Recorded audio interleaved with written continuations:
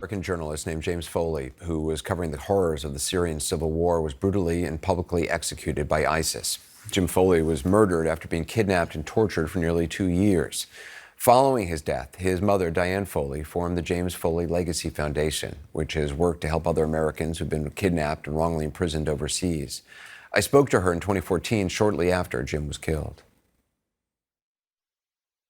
Keeps us going is definitely the way Jim lived. Jim will live on, and that is our deepest desire, that this foundation make that happen in the best sense, that our government can have a better response to American hostages and their families, that we can continue to promote freedom of speech and education in the world, that the best of America can be promoted. That's our hope, Anderson. And that's his legacy. That is his legacy. Well, now, a decade later, Diane Foley has released an extraordinary new book. It's called American Mother, along with author Colum McCann. It's deeply moving, a book about Jim Foley and about grief and courage. Jim Foley's story so moved the singer Sting that he wrote a song about him. Earlier, I spoke with Diane Foley and Colum McCann and Sting. First of all, thank you so much for doing this. This book is truly incredible. It is probably one of the best books I have read in many, many years, if not in my life. And the writing is just so stunning, and the story is so incredible. Can you just talk, first of all, Diane, about your decision to tell this story, to tell Jim's story?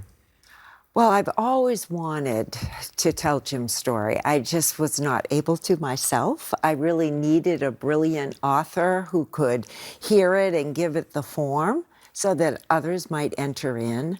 I really feel it's a story of loss and grief that we all go through, but also of the threat of the targeting of Americans internationally that we went through and plagues our national security today. So to me, there are many reasons. I really wanted it to get out there. So thanks to Colum and Sting, and to you. You were given the opportunity to actually speak to one of the ISIS members who was involved in the murder of your son, and you chose to sit down with him. Sure, yeah.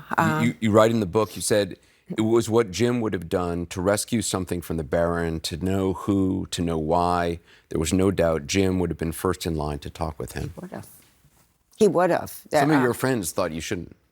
Oh, many thought I was crazy to do that, many of the return hostages. But thanks to Colum, who was willing to accompany me, and the prosecutors who allowed it,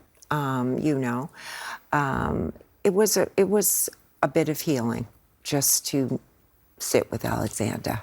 That's the man's name, Alexander? Yes. Can you talk about sitting in that room?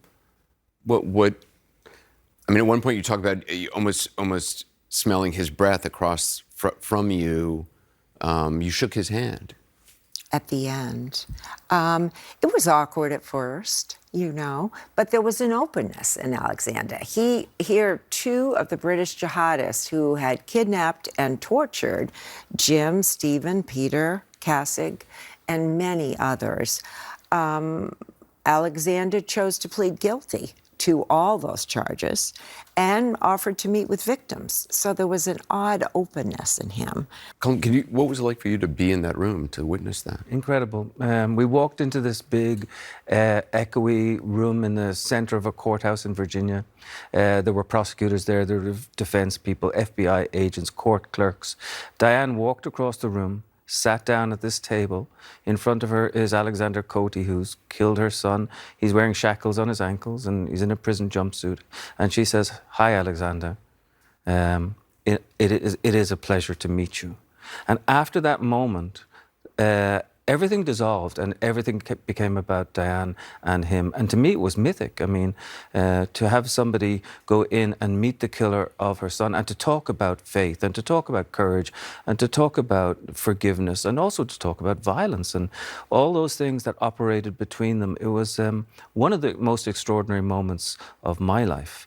And I saw such moral courage, which is what Diane learned from her son, Jim, because he talked about moral courage. I want to read just a passage that I think, I mean, this is page 38 and page 39. I think these are like some of the two best pages I've ever read in a book. And you're talking about how you said, it will, she knows, be almost impossible to tell others, her family, her friends, about this moment. Hard to believe that the man who tortured her son is sobbing no more than 4 feet in front of her. Hard to explain that it is most likely not an act. Hard to illustrate how she has contained her emotions. Hard to judge if he is exploiting the moment. Even harder to explain that it's not just the story of a 1-year-old child taken from the rubble, or a father crying in a documentary, or an anonymous drone strike, or a tortured son, or a journey across a mountain, or a screed of hatred, or a tower coming down, or a city filled suddenly with poison gas, or a scorched earth, or a peddling of fear, or 3 young children in front of a camera in a refugee camp, or a man who ventured out from New Hampshire, or a soldier who guided a remote drone, or a politician sitting in a suddenly small office, or a woman in East London edging her fingers along a photograph, or a 6-year-old wondering about his uncle, or a chain hanging in the air of a basement in Abu Ghraib, or a blow of a steel pipe against the bottom of a pair of feet in Rafah, or the thud of a fist in the kidneys, or a murdered messenger, or the incanted prayers, the way it is all knitted together from Wisconsin to London to Damascus to New Hampshire to Tripoli to Virginia.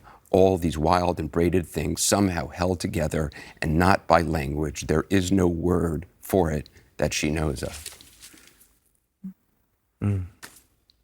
That's incredible.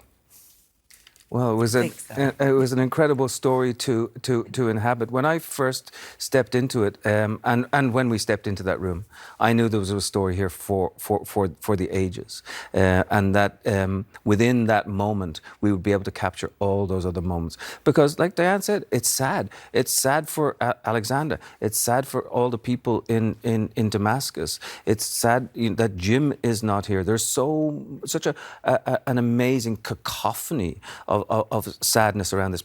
And yet she decides that she's going to take something from this, not only to keep her son alive, but to change the whole landscape of how we think about hostages and wrongfully detained people over the next few years. That takes courage, the courage of a mother, but also the courage of a courageous citizen as well. So for me, the story was just expansive. Sting, how did you get involved with this? Well, I was asked by the composer of the documentary about Jim's life if I would write a song for the end of the thing. So I watched the documentary and was totally devastated by it.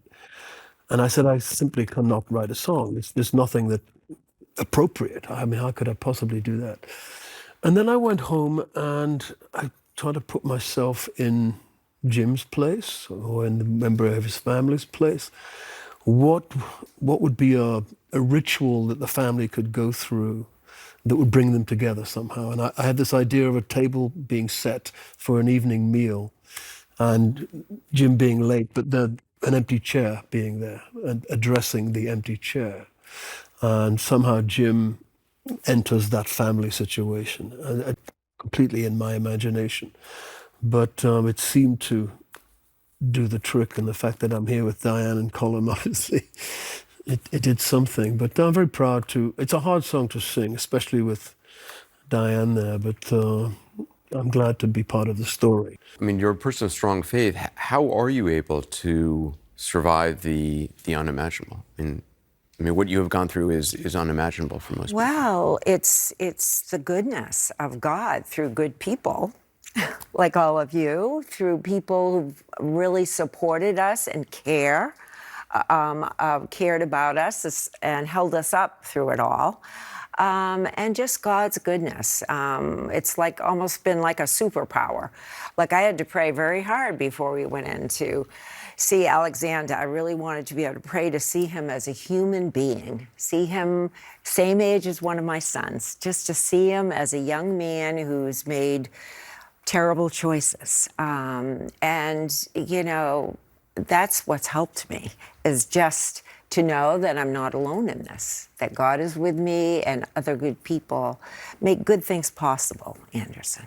I really firmly believe that.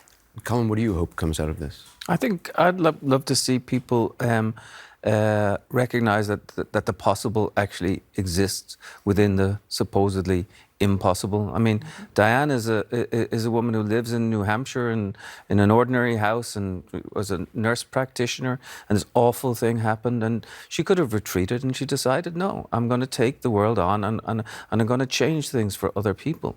That sort of faith is extraordinary, and the fact that we can actually change the world and not refuse to, or not, become cynical and refuse to hope. I think there's a daringness there that I want people to see, a risk to embarrassment, a risk to all sorts of things. And to tell your story is an important part of all of this. I think the world is held together with stories and storytellers. And one of the beautiful things is that Jim's story, even though he's gone, is alive, and his voice is alive through Diane. Sting, you said about this book that this is a book that will shake your soul out. What was it about Jim's story, about Diane's story that? I think Jim's story is all of our stories. Obviously, we're not in that exact situation, but anything that happens to any of us happens to all of us. We are a community, a world community, not just Americans and English, Irish, but, I look upon refugees, for example, as us. They are not a separate species. They are us in a different situation. And every person can make a difference, just to try to do good, make a difference for others.